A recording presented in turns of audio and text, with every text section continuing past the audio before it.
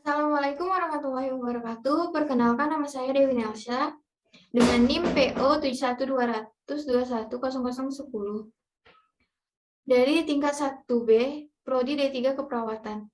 Di sini saya ingin menjelaskan tentang sistem pencernaan pada manusia. Sistem pencernaan adalah proses perubahan makanan dan penyerapan sari-sari makanan yang berupa nutrisi-nutrisi yang dibutuhkan tubuh dengan bantuan enzim yang memecah molekul makanan kompleks menjadi sederhana sehingga mudah dicerna tubuh. Sistem pencernaan ini mempunyai dua proses, yaitu proses pencernaan mekanik dan kimiawi. Proses pencernaan mekanik merupakan proses pencernaan makanan yang dilakukan dengan gerakan-gerakan seperti mengunyah, menelan, memompa, menghancurkan, dan meremas makanan. Pencernaan mekanik bertujuan untuk mengubah ukuran makanan menjadi lebih kecil. Proses pencernaan kimiawi adalah proses pencernaan makanan yang melibatkan enzim, yang bertujuan untuk mengubah partikel makanan yang kecil-kecil jadi bentuk yang siap diserap oleh tubuh. Ada 5 hormon pada sistem pencernaan. 1. Gastrin. Gastrin adalah salah satu hormon yang ada di dalam sistem pencernaan guna meminimalkan risiko infeksi di dalam usus. Jenis hormon ini diproduksi oleh sel G yang di lapisan lambung dan usus kecil bagian atas. Selama makan, gastrin merangsang lambung untuk melepaskan asam lambung. Gastrin juga bertindak sebagai disinfektan dan membunuh sebagian besar bakteri yang masuk ke perut melalui makanan. 2. Ghrelin. Ghrelin termasuk hormon yang diproduksi oleh sel-sel enteroendokrin saluran pencernaan, terutama lambung. Ghrelin disebut hormon lapar karena merangsang nafsu makan, meningkatkan asupan makanan, dan penyimpanan lemak. Sebagian besar produksi ghrelin dipengaruhi oleh asupan makanan. Jumlahnya dalam darah meningkat ketika sebelum makan selama beberapa jam, lalu akan menurun ketika makanan masuk ke lambung. Yang ketiga, kolesistokinin atau CCK adalah salah satu hormon yang dihasilkan oleh sel I pada usus 12 jari. Kolesistokinin bekerja pada 2 jenis reseptor yang ditemukan di seluruh usus dan sistem saraf pusat. Hormon ini pun terlibat dengan nafsu makan, yakni meningkatkan sensasi kenyang dalam jangka pendek. Yang keempat, sekretin adalah salah satu jenis hormon untuk merangsang sekresi pankreas atau lambung. Fungsinya untuk mendiagnosis disfungsi pankreas, eksokrin, gastrinoma, dan kelainan pada saluran empedu maupun pankreas. Sekretin disekresikan oleh dinding usus halus bagian atas yang mengatur sekresi asam lambung dan kadar pH di duodenum. Sekretin dapat memperlambat pengosongan lambung.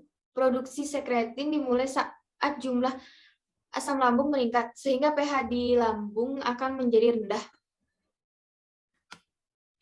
Yang kelima, somatostatin adalah jenis hormon yang dihasilkan oleh sel D usus halus.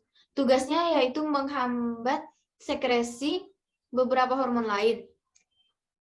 Ini termasuk hormon pertumbuhan, hormon perangsang tiroid, dan kolesistokinin dan insulin. Somatostatin bertanggung jawab atas pelepasan asam lambung dan hormon ghrelin serta gastrin. Somatostatin diproduksi oleh banyak jaringan dalam tubuh. Hormon ini dapat bertindak sebagai neurotransmitter pada sistem saraf. Ini adalah gambar dari organ saluran pencernaan manusia. Tahapan proses pencernaan makanan di dalam tubuh dimulai dari mulut, kemudian dilanjutkan ke faring, masuk ke esofagus, kemudian masuk ke lambung, masuk ke usus halus, kemudian dilanjutkan di usus besar, kemudian masuk ke rektum, dan terakhir di anus. 1. Mulut atau oral. Mulut berfungsi untuk menghaluskan makanan agar lebih mudah dicerna. Di dalam mulut terjadi 2 proses pencernaan, yaitu proses pencernaan secara kimiawi dan mekanik. Kalau kimiawi itu dibantu oleh enzim amilase atau pitialin pada air liur yang dihasilkan oleh kelenjar air liur atau ludah. Enzim ini akan mengubah amino menjadi glukosa. Pencernaan mekanik ini adalah dibantu dengan gigi. Proses ini bertujuan untuk memotong makanan menjadi bentuk yang lebih kecil agar mudah dicerna oleh sistem organ lainnya. Di dalam mulut terjadi proses yang dinamakan ingesti, yaitu memasukkan makanan melalui mulut, dan mastikasi adalah proses pengunyahan makanan menggunakan gigi. Yang kedua, faring merupakan rongga penghubung antara rongga mulut dan esofagus. Melalui rongga ini makanan akan masuk ke dalam esofagus untuk dibawa ke lambung. Yang ketiga, kerongkongan atau esofagus merupakan lorong yang akan dimasuki makanan yang selesai dikunyah di antara rongga mulut menuju lambung dan melalui proses pencernaan selanjutnya. Kerongkongan atau esofagus melakukan tugasnya dengan gerakan yang disebut gerakan peristaltik yang membantu mendorong makanan yang dikunyah agar masuk ke dalam lambung secara perlahan-lahan. Di dalam kerongkongan ada proses yang dinamakan deglutisi, yaitu proses menelan makanan di kerongkongan. Yang keempat, lambung. Di lambung proses pencernaan berlangsung selama 2-6 jam. Lambung akan mencerna makanan secara kimiawi dan mekanik. Pencernaan kimiawi pada lambung dibantu oleh enzim dan protein. 1. Enzim hidroklorik acid atau HCl berfungsi membunuh kuman, mengaktifkan pepsin. Pepsin merupakan bentuk aktif dari pepsinogen. Merangsang gerak katup pada pilorus lambung, bagian ujung lambung yang menuju usus 12 jari. 2. Enzim pepsin berfungsi memecah protein menjadi pepton. Yang ketiga, enzim renin berfungsi mengumpulkan protein susu atau kasein dengan bantuan ion kalsium. Yang keempat, faktor intrinsik berupa protein berfungsi untuk penyerapan vitamin B12. Pencernaan mekanik pada lambung berupa gerakan peristaltik yang memungkinkan makanan tercampur dengan getah lambung atau HCl, pepsin, renin, mukosa, faktor intrinsik, dan gastrin, sehingga membentuk bubur yang disebut kim. Bubur ini dikeluarkan sedikit demi sedikit ke duodenum atau usus 12 jari melalui pilorus lambung atau ujung lambung yang menuju duodenum. Bubur kim yang memasuki duodenum akan mengalami proses pencernaan selanjutnya. Di dalam lambung terjadi proses yang dinamakan digesti atau proses pemecahan makanan dari zat yang kompleks menjadi molekul-molekul yang lebih sederhana dengan bantuan enzim yang ada di dalam lambung.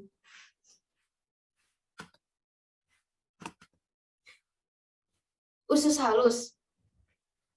Usus halus adalah organ berbentuk saluran panjang yang penyerapan zat gizi makanan serta menjalankan sejumlah fungsi lainnya pada proses pencernaan. Usus halus terbagi menjadi 3 bagian, yaitu duodenum atau usus 12 jari, jejunum, dan ileum. Pada usus halus terdapat muara dari saluran empedu dan pankreas yang menghasilkan zat dan enzim untuk membantu proses pencernaan. Enzim yang berperan dalam usus halus yaitu 1. Sakrase mencerna sukrosa menjadi glukosa dan fruktosa. 2. Maltase mencerna maltosa menjadi glukosa. Yang ketiga, laktase mencerna laktosa menjadi glukosa. Yang keempat, erepsinogen diaktifkan oleh enterokinase menjadi erepsin, mengubah pepton menjadi asam amino.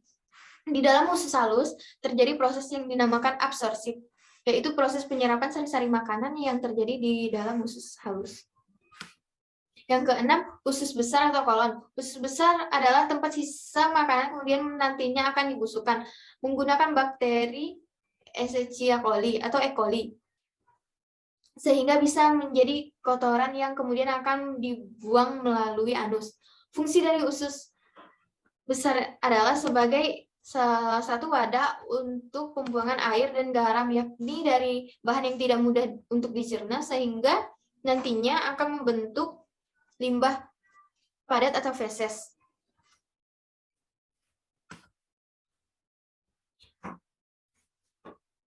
Di usus besar terbagi atas 4 bagian nih. Yang pertama, kolon ascendens merupakan bagian usus besar yang mengarah ke atas.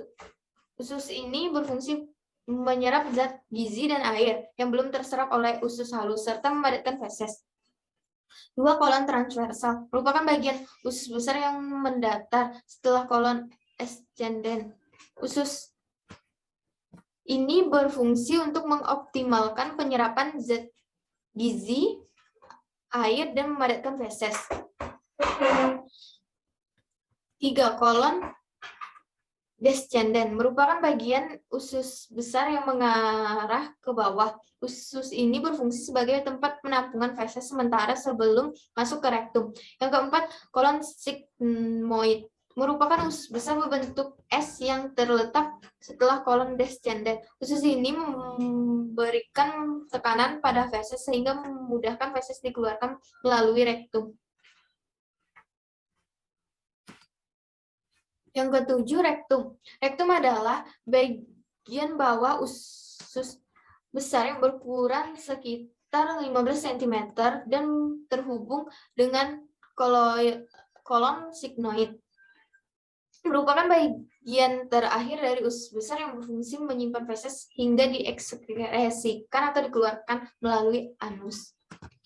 Yang kedelapan adalah anus. Anus merupakan lubang di ujung saluran pencernaan yang memungkinkan feses keluar dari tubuh.